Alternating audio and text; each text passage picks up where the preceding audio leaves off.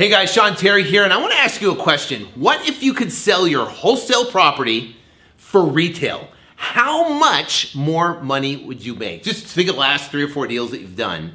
Imagine what you sold them at wholesale for, but imagine if you could sell them retail. I know, insane. This is brand new. No one's ever seen it before.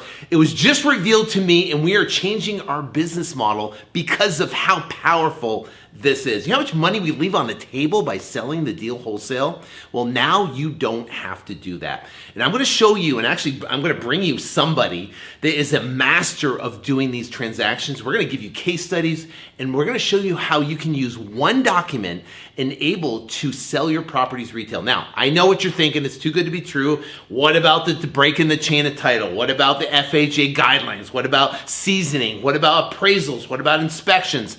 That is all solved doing these transactions with this one document. So all you got to do is I'm doing a live training coming up here, and I'm bringing him to you, and he's going to show you exactly how these transactions are done. All you got to do is register for the link below. You're not going to want to miss it. This is a game-changing information when it comes to real estate wholesaling in our industry and what we do. So you don't want to miss it. All you got to do is click the link below, register, and I'll see you on the live training.